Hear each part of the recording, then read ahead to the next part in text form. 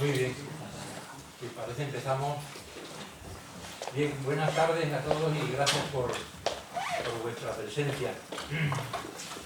La verdad es que cuando venía para acá y pensaba que tenía que presentar a estos dos personajes, me resultaba verdaderamente, no voy a decir incómodo, pero sí tenía una sensación extraña, ¿no? Porque digo, a los protagonistas los conozco muy bien, pero si tuviera que presentarlos en el ámbito en el que nos desenvolvemos, que son economistas, académicos, pues yo estaría tranquilo y a gusto, sé lo que tengo que decir. Pero cuando el objeto del asunto es un libro de poesía y fotografía, pues claro, me siento verdaderamente extraño, porque de esto no sé nada como especialista. Como simple aficionado de fotografía ni eso, de poesía pues sí leo algo, ¿no? El sitio ya me parece más apropiado, esto es curioso, ¿no? Porque que presentemos un libro de estas características en una sociedad económica, de amigos del país, unos economistas, y recordaba cómo en el surgimiento de las sociedades económicas Gonzalo Anes va recordando que el origen de estas sociedades y los fines que tenían muy próximos a nosotros, al grupo que tenemos de investigación Asturias y Extremadura. La educación tiene el lema de la sociedad: fomenta enseñando los conocimientos útiles. Las instituciones que se dedican a la captación de ahorro y a la financiación, bueno, pues todo esto aparecen instituciones ad hoc que van recogiendo esas finalidades, y al final la sociedad queda, bueno, pues para dinamizar algo la economía con reflexiones, pero donde el arte y las letras ocupan un lugar muy importante, y de hecho en las actividades que desarrolla la sociedad, pues esto es un tipo de acto muy habitual, ¿no? Por lo tanto ahí ya empezaba a sentirme un poco más cómodo con el objeto que nos convoca. No es la primera vez ni será tampoco la última, que buenos profesionales se dedican a las artes y las letras. No es común, pero sí hay algunos casos, ¿no? Ayer precisamente Félix Azúa escribió un artículo en El País, no sé si lo leíste, que hablaba de dos hombres de leyes que eran buenos novelistas, ¿no? Y hablaban de eso en ese artículo de ellos, y tenemos casos sorprendentes, ¿no? Garcilaso, militar y poeta, yo creo que eso todavía es más contradictorio. O Gottfried Benn, que era un médico y poeta alemán, de los principales poetas de la primera mitad del siglo XX. Tenemos a Benet, nosotros también, como ingeniero y novelista.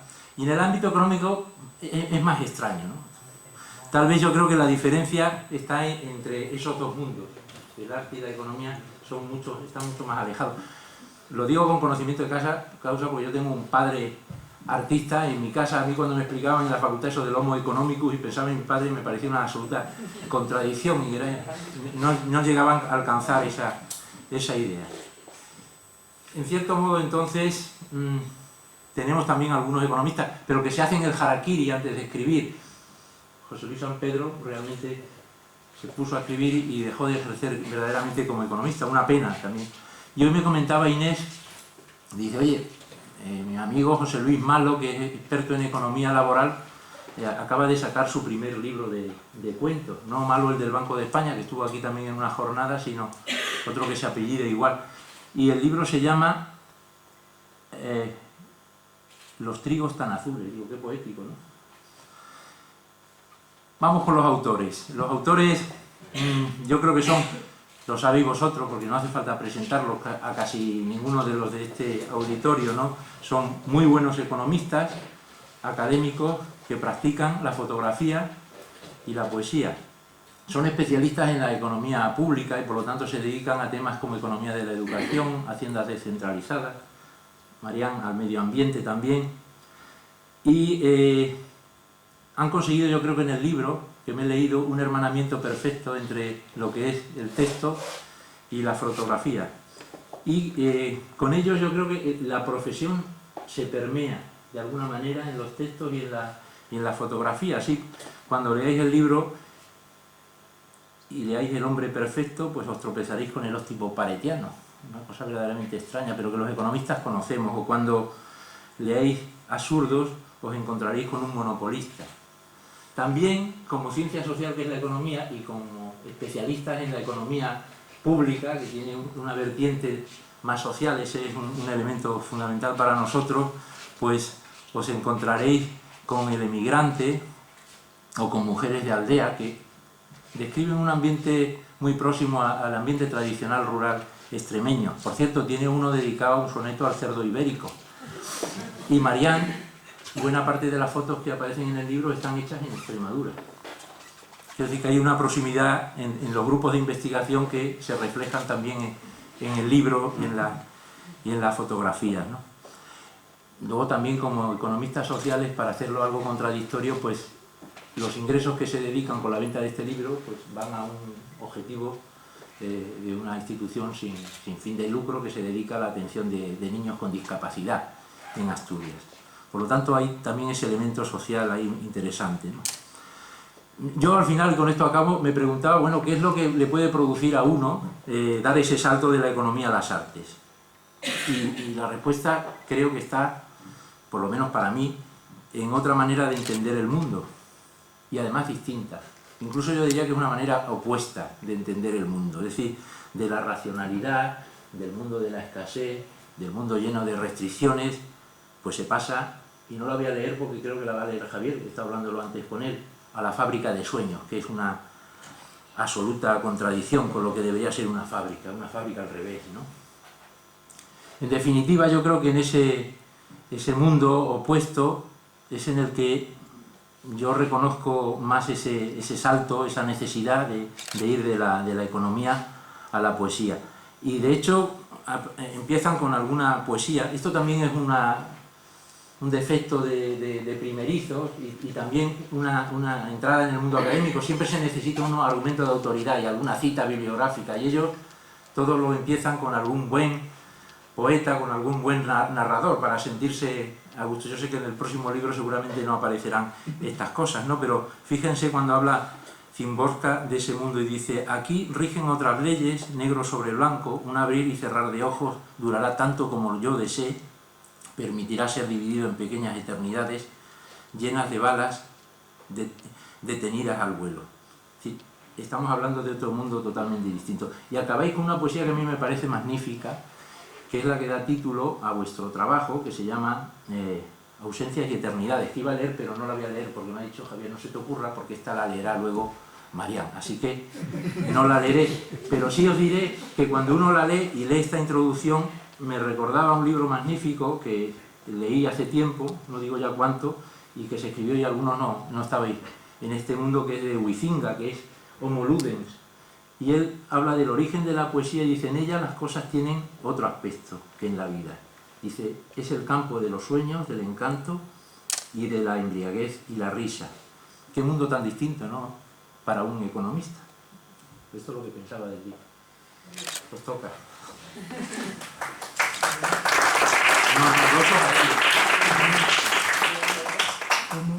¿Esto cómo va? Ahí, ¿no? No sé si yo soy... Sí, ¿verdad? Bueno, muchas gracias a todos por venir, lo primero, antes que nada. Muchas gracias porque, bueno, un día con 30 grados en la calle, a las 8 de la tarde, pues venir a escuchar a dos asturianos extraños que se dedican a otras cosas y que vienen a presentar un libro, pues, hombre, se agradece, aunque seáis amigos la mayoría de los que estáis aquí. Yo personalmente estoy un poco abrumado después de la presentación de Paco, es decir, y lo digo sin ningún tipo de tal, que de las... Esta es la cuarta vez que presentamos el libro, ¿verdad? Sin duda el que mejor ha dado, yo creo, con el tono del libro ha sido sin duda Paco Pedraja, seguramente porque es amigo de hace muchos años, porque nos conoce bien y porque sabe muchas cosas de lo que hay detrás de esto, ¿no? La pregunta inicial a lo mejor es ¿por qué?, ¿no? ¿Por qué? Es decir, ¿qué hacen dos economistas académicos elaborando un libro de poemas, un libro de fotografías? Y la respuesta nuestra es ¿por qué no? ¿Por qué no?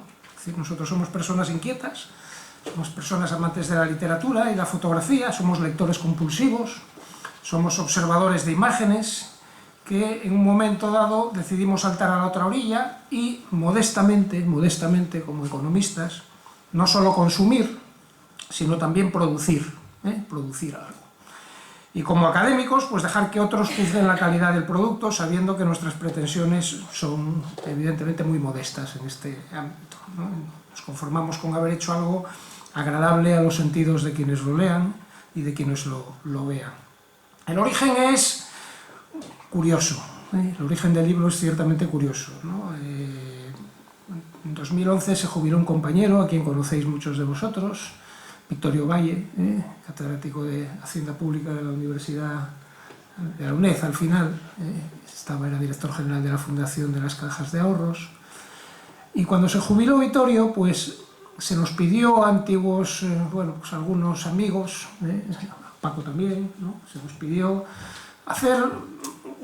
escribir alguna anécdota, alguna glosa de la vida de Vittorio, algo para hacer una especie de, bueno, es un libro, un facsímil de una revista académica clásica que es Papeles de Economía Española, y a mí se me ocurrió hacerle un soneto a Vittorio. Le hago un soneto, y le hice un soneto así, mismamente, ¿no? Como podéis comprender, pues eso triunfó absolutamente en un libro en el que todo el mundo contaba aquella anécdota de cuando estuvimos no sé dónde, pues un tipo que va y suelta un soneto, bueno, pues le hice un soneto, y a partir de ahí retomé una actividad que tenía olvidada desde mi infancia. Pues yo, como tantos otros niños, pues de pequeño pues escribía mis versitos y mis cosas, ¿verdad? Y luego quedó aquello por ahí olvidado, y lo retomé a partir de ese soneto que le había hecho a Vittorio Valle, un soneto jocoso, como correspondía a la ocasión, etc., ¿no? Marian llevaba tiempo cultivando su afición fotográfica y pues un día se me ocurrió proponerle que pusiera imágenes a los textos que yo iba escribiendo, y empezamos así como quien asume un juego de rol.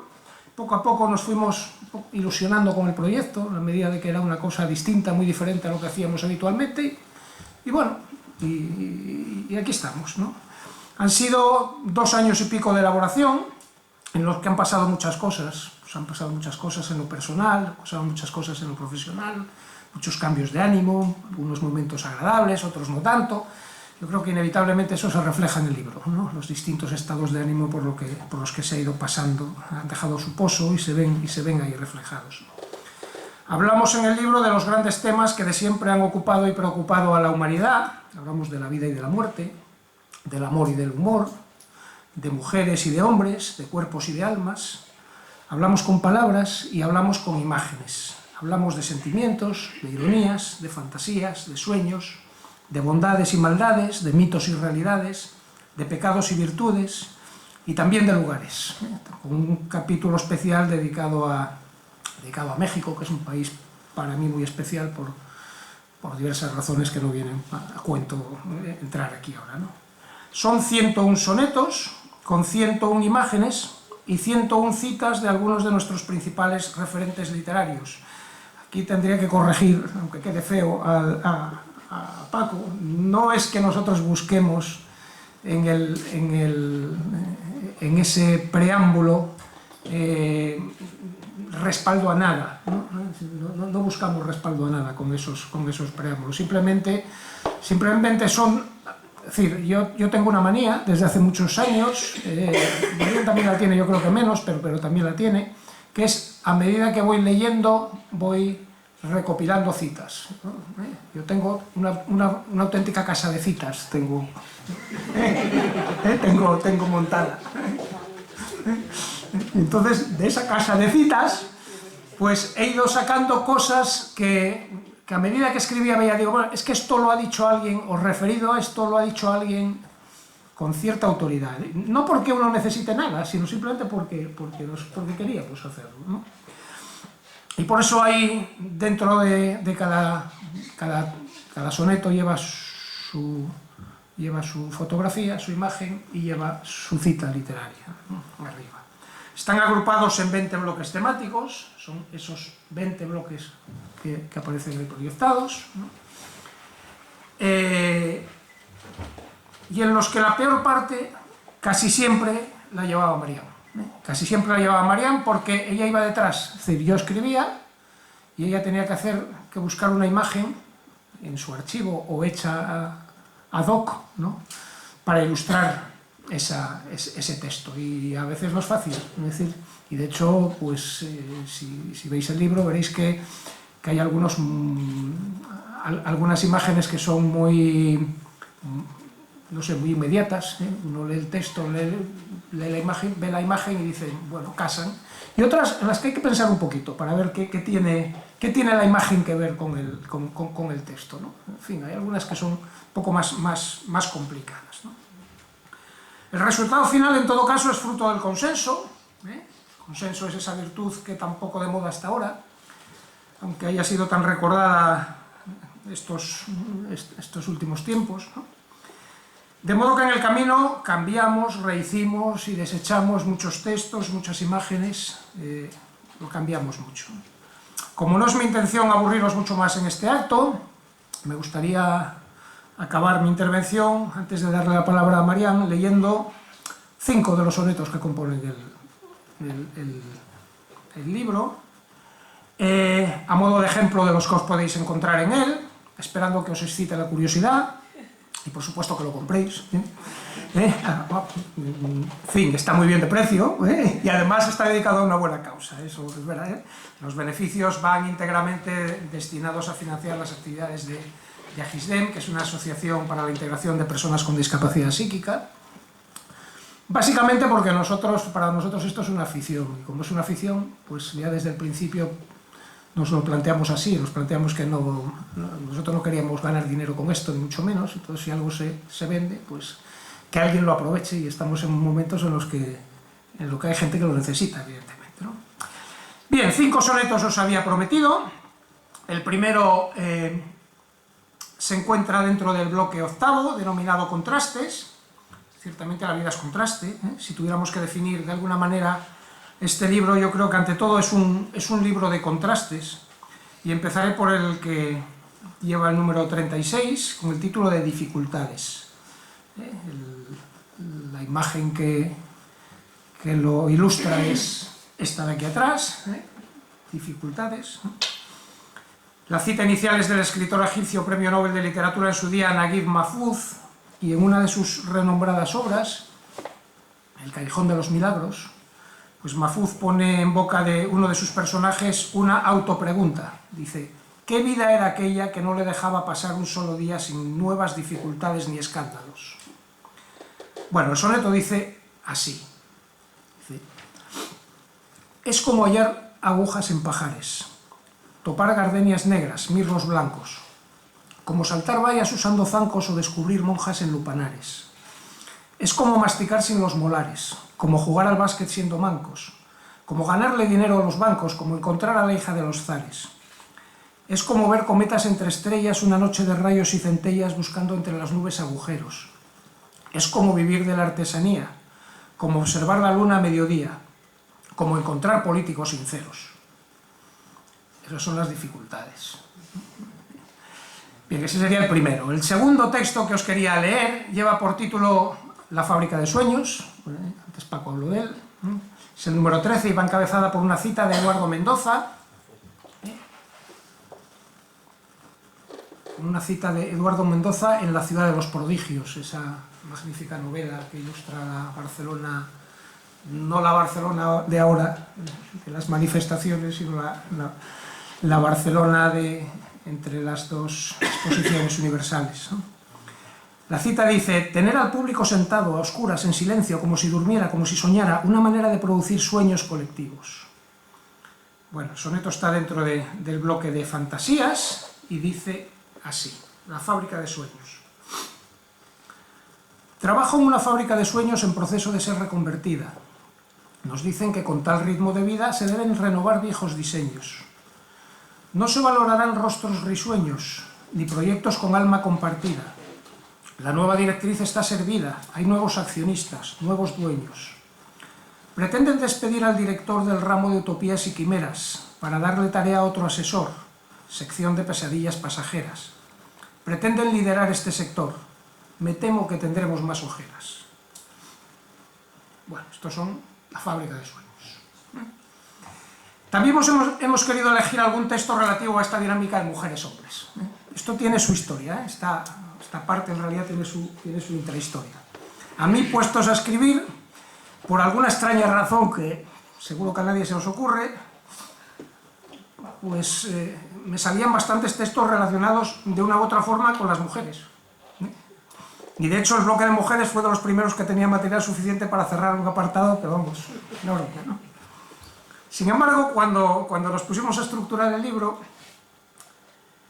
María me dijo que no, que dice, esto no puede ser, esto está muy desequilibrado y así no vamos a ningún lado, no. Hay que equilibrar. Entonces, si hay un bloque de mujeres, también tiene que haber un bloque de hombres. Bueno, pues habrá que hacer, no por imperativo legal, pero sí por presión de la coautora, pues me puse a la tarea de incorporar paisanos a los versos, ¿no? Incorporar hombres también. Y al final la cosa quedó en paridad, para que no se diga que no respetamos las leyes, paridad. Hay un bloque de 4 sonetos de mujeres, titulado de mujeres, y detrás, siempre detrás, como no puede ser de otra manera, los hombres. Mujeres delante, los hombres detrás. Bueno, respecto a las mujeres, hemos seleccionado el soneto número 28, cuyo título es Mujeres fatales. Mujeres fatales. La cita que lo encabeza es de un especialista clásico en la materia, es Woody Allen. Especialista. Dice Woody, después de todo, ¿por quién tomaba yo a esa mujer? ¿Por alguna vampiresa moral de película alemana capaz de seducir al amante de su hija? Bueno, el soneto dice así. Mujeres fatales. Mordisco a la manzana inoportuno y exilio del paraíso fulminante. Aquel brazo de Gilda envuelto en guante, esos diamantes en el desayuno. Contra la tentación no me vacuno, viva arriba o en piso colindante, aunque su juventud me soliviante, aunque no conciba éxito ninguno. Dalilas, Salomés y Mesalinas, Brillites, Marilines y Angelinas, Lolitas, Matajaris y Cleopatras, sirenas que a los hombres instrumentan, sus cantos primero les atormentan y acaban en divanes de psiquiatras. Son las mujeres fatales. Y para los hombres, bueno, para los hombres el texto escogido es una especie de autorretrato. Un poco borroso, lo reconozco, pero bueno. Su título es El hombre perfecto. El hombre perfecto. Número 35. Va encabezado por una cita de un escritor británico, muy conocido, muy afamado. Últimamente está siendo candidato varias veces al premio Príncipe de Asturias de las Letras. No acaba de salir, pero yo creo que acabarán dándoselo. El escritor se llama Ian McEwan y en su novela Solar dice: los hombres de más edad eran mejores compañeros. Eran amantes curtidos, conocían el mundo, se conocían a sí mismos. A diferencia de hombres más jóvenes, mantenían sus emociones en equilibrio. Habían leído más, visto más cosas, eran más afectuosos, más bondadosos, menos jactanciosos, más tolerantes, menos violentos. Eran más interesantes, sabían elegir el vino, tenían más dinero. Ciertamente no me reconozco demasiado en la definición, pero bueno. Pero bueno, el soneto... Perdón, falta aquí el hombre perfecto, el hombre perfecto. El perfecto tiene su aquel. El soneto dice así: el hombre perfecto. Laborioso, puntual, inteligente, ingenioso, simpático, elegante, cariñoso, sutil y tolerante, detallista, cortés y complaciente, generoso, sensible, independiente, respetuoso, educado y no arrogante, travieso, juguetón y buen amante, comprensivo y, si acaso, confidente. Dices que así no hay nadie en el mercado, que a mayores sea guapo y delicado, oferta que no deja de ser timo. Tú sabrás, la elección está en tu mano. Si buscas un óptimo paretiano, humildemente creo que me aproximo. En fin, para terminar este corto viaje por la literatura y la imagen, hemos elegido el soneto número 86, encuadrado en el bloque que denominamos espectáculos, y en el que os proponemos una adivinanza. Una adivinanza, ya, a ver si alguien lo adivina, adivinanza. En la cita inicial, Julio Cortázar dice: ¿qué adivinanza tan sonsa, che? A ver si la acertáis. De entrada os digo que hay una pista en la foto. Una pista en la foto. El soneto se titula Adivinanza y dice así: te voy a proponer un acertijo. No creo que sea difícil ni complejo. No te voy a dar gato por conejo, ni te lo oculto en ningún escondrijo. Lo digo sin apenas regocijo. No va a ser necesario catalejo, ni pasar mucho tiempo ante el espejo, ni encomendarse a ningún crucifijo. Algo que adivinar sin mucho cuajo, algo que descubrir sin mucha criba. ¿Cuál es ese lugar de ocio y trabajo, templo de la cultura y la diatriba, donde son los de arriba los de abajo y donde los de abajo están arriba? La gallina, está claro. ¿Cuál es ese lugar de ocio y trabajo, templo de la cultura y la diatriba, donde son los de arriba los de abajo y donde los de abajo están arriba? ¿Alguien? ¿Teatro? El teatro, ciertamente. ¿Teatro? El teatro, el teatro. En gallinero está quien está, y en la butaca está quien está, ¿no? Exactamente. Bien, pues hasta aquí la parte más literaria, si queréis, aunque no se ha acabado la literatura. Marian os leerá algo más relacionado con la imagen, pero yo no quiero acabar sin mostrar nuestro agradecimiento a nuestros editores, al KRK, nuestro editor Benito García Noriega pues nos prestó un apoyo entusiástico desde el principio, y por supuesto a todos vosotros por acudir aquí esta tarde. Muchas gracias a todos, muchas gracias a Paco por la presentación. Marian, tu turno.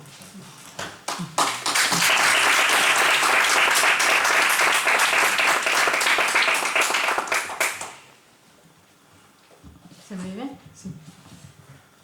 Bueno, pues siguiendo un poco la línea de esta presentación, yo lo que voy a hacer es hablar, digamos, de mi campo, ¿no? Un poquito de la imagen o de la fotografía, porque en realidad eso que dicen de que la imagen o una imagen vale más que 1000 palabras, en este caso no es aplicable, ¿no? Sino que la palabra y la imagen, o lo que es la poesía, en este caso, y la fotografía, van de la mano, ¿no? Van de la mano para crear un lenguaje muy peculiar, ¿no? Porque al final la imagen, la fotografía ha sido utilizada durante mucho tiempo como medio pues, para expresar sentimientos o para expresar estados de ánimo, para contar historias, ¿no? Historias reales. Pues no podemos olvidar que muchos de los fotógrafos más famosos y más clásicos empezaron con el fotoperiodismo, empezaron simplemente cubriendo noticias y el tema de contar historias es algo que también está en este libro, ¿no? De tal forma que voy a empezar con una de las fotos iniciales que corresponde al poema número 2 y que se titula precisamente Imagen, ¿no? En la foto pues, podéis ver una imagen de una playa asturiana, ¿eh? Y yo creo que simboliza o refleja muy bien eso que decía, o esa expresión que utilizó en su momento Cartier-Bresson, que es uno de los fotógrafos más conocidos, ¿no? Del instante decisivo. Tienes que intentar captar ese momento que quieres, en este caso para ilustrar pues un poema que se llama Imagen. Y antes de leer el poema, sí me gustaría leer pues, un fragmento de una fotógrafa muy conocida, Susan Sontag, en el Tratado sobre la Fotografía, para que veáis de alguna manera esas conexiones que existen entre la fotografía y el lenguaje, o la imagen y la palabra, ¿no? Que dice así: el compromiso de la poesía con la concreción y la autonomía del lenguaje es paralelo al compromiso de la fotografía con la visión pura. Ambos implican una discontinuidad, formas desarticuladas y unidad compensatoria. Arrancar las cosas del contexto para verlas de una nueva manera, enlazar las cosas elípticamente de acuerdo con las imperiosas, aunque a menudo arbitrarias exigencias de la subjetividad. Es lo que decía Javier, que muchas de las imágenes pueden no ser tan evidentes, ¿no? Para conectarlas con el texto. Y el soneto Imagen dice lo siguiente: la imagen es nutriente que alimenta a espíritus con hambre de garganta, mejora las palabras que suplanta y limpia como lo hace una tormenta. A veces me relaja y me apacienta, a veces pone un nudo en mi garganta, captura mi atención, me solivianta, es salsa que a la vida condimenta. Cada verso es un reto al desamparo, cada foto es el fruto de un disparo, de un ojo que al vacío desafía. Un gatillo carente de violencia, congelada expresión de una vivencia, y es que no solo el verso es poesía. Y con este soneto de entrada, que forma parte del bloque de, digamos, de iniciación, en el que intentamos explicar por qué vamos a utilizar, pues comenzamos un poco a contar diferentes bloques y diferentes historias, ¿no? Respecto al tema ya más concreto de las fotos, de la fotografía, no me apetece aburrir a la gente, digamos, con temas más técnicos, ¿no? Os voy a comentar un par de cosas, pero tampoco quiero entrar en tecnicismos que no llevan a ningún lado.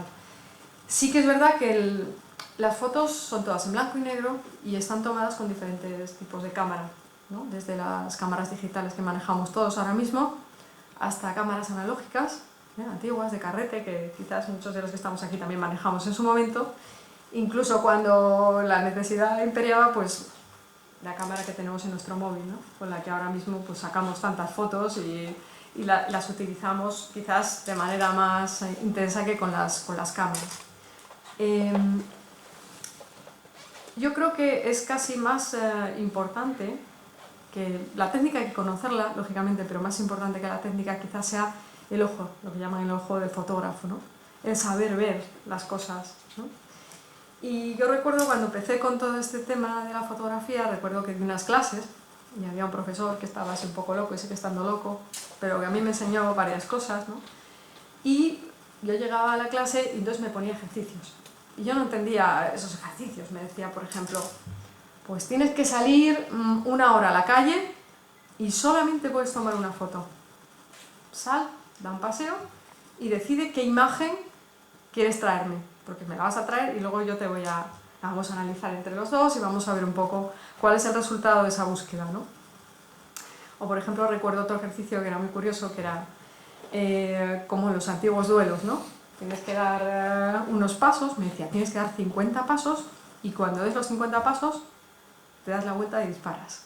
Y buscas una imagen en ese lugar en el que estás. Entonces eso era, digamos, un reto en el sentido de que te detenías en un lugar que a lo mejor no tenía ningún tipo de interés, ¿no? Para los que sacamos fotos, pues era un sitio normal y tú decías, pues ¿qué foto voy a sacar aquí?, ¿no? Y eso te ayuda a buscar la imagen. Cuando Javier venía y me decía, tengo escrito el último soneto que versa sobre la envidia, me decía, uy, pues va a ser un poco complicado encontrar la imagen que refleje esa idea, ¿no? De hecho hay un bloque dedicado a los pecados capitales, de ahí el tema de la envidia.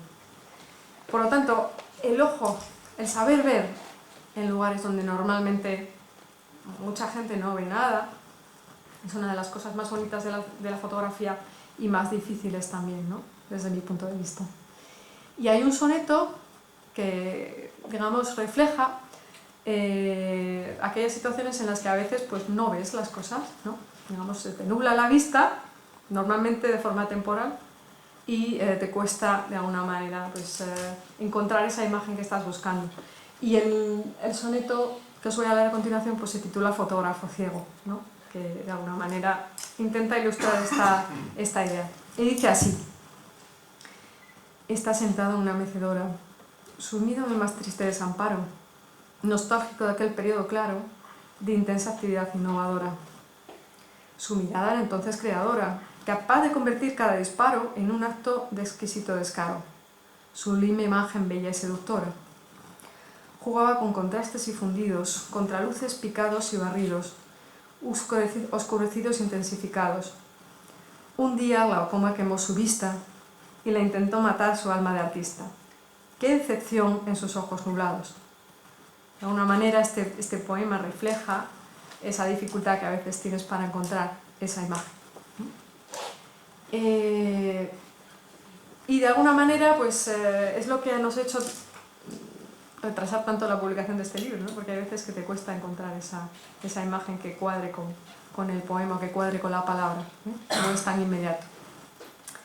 Yo no quisiera terminar, digamos, mi intervención haciendo alusión pues, a lo que es el título del libro, lo que es digamos, la idea que hay detrás, de alguna forma a la que Paco ha hecho alusión al principio de esta intervención. Y bueno, me tengo que poner un poco seria porque realmente el tema lo merece. Ese último soneto que cierra el libro y que le da título al libro también, se llama pues, Ausencias y Eternidades, porque de alguna manera queríamos dedicar este libro a todas aquellas personas que ya no están entre nosotros, pero que, digamos, que supusieron para nosotros digamos, algo importante en nuestras vidas, ¿no? Y ese poema pues, dice así: lloramos por aquellos que perdimos, caprichos que los hados eligieron, penamos por los nuestros que se fueron y nos duele el vacío que sentimos. Lo injusto del destino maldecimos, añoramos los ratos que nos dieron, memorias que al quebranto trascendieron, comprimidas como humas en archivos. Guardamos recuerdos y confidencias, con la que combatir fragilidades. No sirve renegar de contingencias, tampoco maldecir calamidades. Tenemos para suplir las ausencias todo un catálogo de eternidades. Y esta es un poco la manera por la que cerramos el libro. Y también, esta digamos es una dedicatoria más particular, ¿no? En la foto de este soneto podéis ver, porque os estaréis preguntando el por qué, ¿no? Esta foto no es evidente, ¿no? Es una foto pues, de una de esas personas que ya no están entre nosotros. Pues este chico se llamaba Roberto Gándara Lombardero y bueno, nos dejó con 35 años y digamos que teníamos una amistad muy buena y de alguna manera pues quisimos hacerle un pequeño homenaje con este libro, de tal manera que la foto que figura en la portada es una de sus fotos, ¿no? Que se titula Lirios al Sol. Y quisimos hacerlo pues, por recordarle, para que todas las personas que le conocen le recuerden a través de una de las cosas que mejor hacía, que era pues, tomar imágenes, ¿no? También pintaba muy bien, hacía unos cuadros preciosos. Y de alguna manera pues, es nuestro pequeño homenaje a esta persona. Y sin más, cierro mi intervención, daros las gracias por venir aquí, como decía Javier, en un día con este calor, en el que apetece estar en una terraza tomándose algo. Además eso, como la mayor parte de vosotros sois amigos, pues da como una sensación mucho más agradable presentar el libro. Muchas gracias a todos.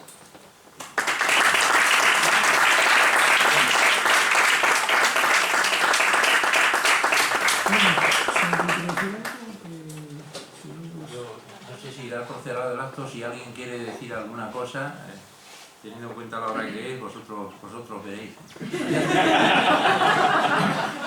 Había toda una parte erótica jocosa que yo no he comentado, pero que también me ha parecido muy sugerente, pero yo prefiero que lo haga un economista argentino. Que tenéis amigos y esta parte yo creo que la analizarán mucho mejor que yo. Entonces, si queréis alguna... ¿No? Pues damos por cerrado este acto, yo creo que ha quedado muy bien. Entonces, muchas gracias a todos y hasta la próxima, ¿no? Muchísimas gracias.